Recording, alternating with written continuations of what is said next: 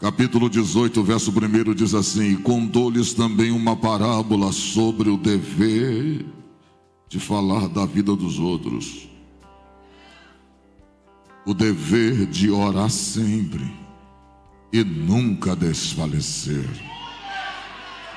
dizendo: havia numa cidade um certo juiz que nem a Deus temia e nem respeitava homem algum. Mas havia também naquela mesma cidade uma certa viúva, e ela ia ter com ele, dizendo: faze-me justiça contra o meu adversário. E por algum tempo ele não quis. Ele não, mas depois,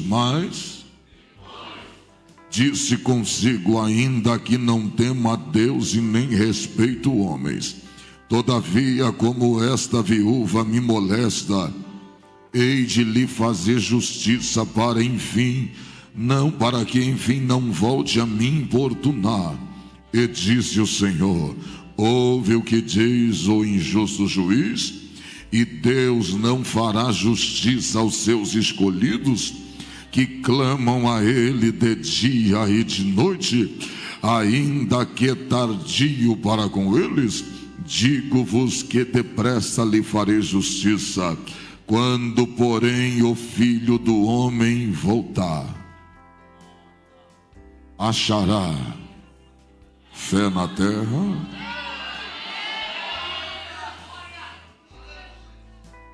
Tome seus assentos.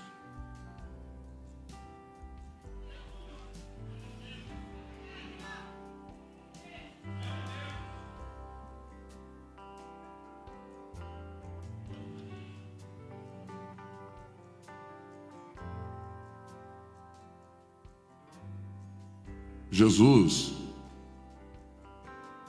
dentro do contexto que eu acabei de ler, estava sofrendo uma perseguição grande pela classe religiosa mais poderosa de Israel, o Sinédrio. Em sua maioria não gostavam dele. E Jesus, mesmo sendo quem era, sempre viveu uma vida de oração para poder resistir aos ataques de Satanás, aos ataques do mundo, porque o mundo nos ataca de uma forma que você talvez não se dê conta, de forma visual, auditiva, por tudo que você possa imaginar. Somos atacados dia após dia. Tem os ataques do que vemos, do que ouvimos, as perseguições. Cristo passava por tudo isso. E sabe quem está acompanhando seu Jesus passar por tudo isso? Aquele que ele os chamou, seus discípulos. Jesus chama eles, e eles estão vendo seu mestre passar por tudo isso. E o que Jesus está ensinando eles? A orar. Jesus ensinou seus discípulos a estar com eles em momentos de comunhão, em momentos de oração, tanto que os mais chegados à oração eram Pedro, João e Tiago. Lembra no Getsêmani? Jesus chamou Pedro, João e Tiago para orar por eles. Você vai ver depois, Pedro e João, Jesus não estava mais entre eles. Jesus já havia ressuscitado em Atos 3 e havia sido assunto aos céus. Jesus não estava, mas o texto vai dizer que às 3 horas da tarde eles estavam indo para o templo para a hora da oração. Um legado deixou dentro dele Jesus. A vida de oração permeava a vida de Pedro e de João, tanto que quando eles curaram o coxo, o texto vai dizer que as próprias autoridades locais disseram: em nome de quem vocês curaram este coxo? Ele disse: em nome de Jesus, a quem vocês crucificaram, mas que Deus o ressuscitou. Eita glória! Mas que Deus o trouxe de volta. Aí a Bíblia vai dizer que as autoridades não podiam prender Pedro, embora queriam. Eita glória! Mas não puderam prender Pedro, sabe por causa de quê? Porque o sinal que eles fizeram era notório diante de todos os homens.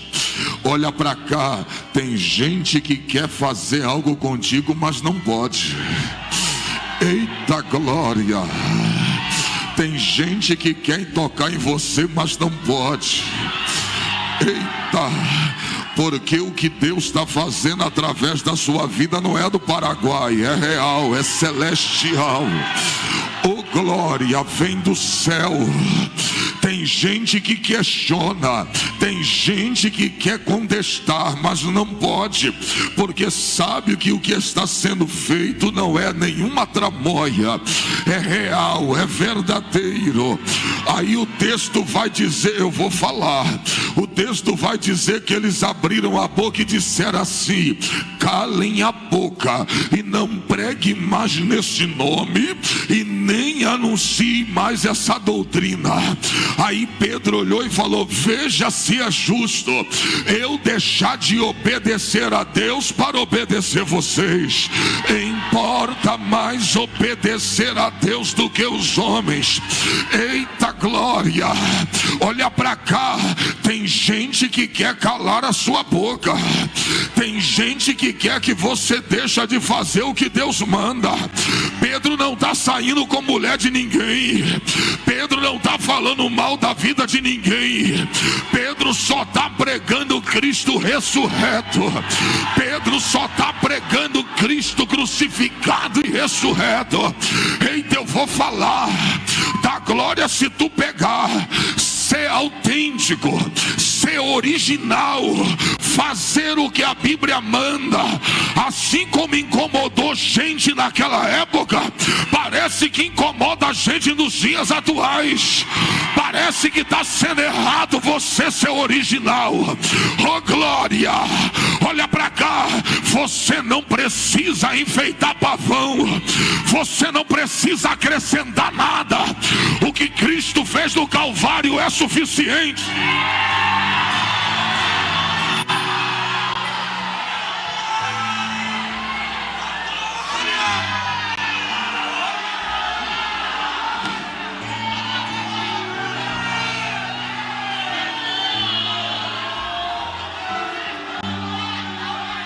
Oh glória! O que Cristo fez no Calvário foi inaudito. Sabe o que é inaudito? Incomparável. Então quer dizer que o que ele fez no Calvário foi suficiente.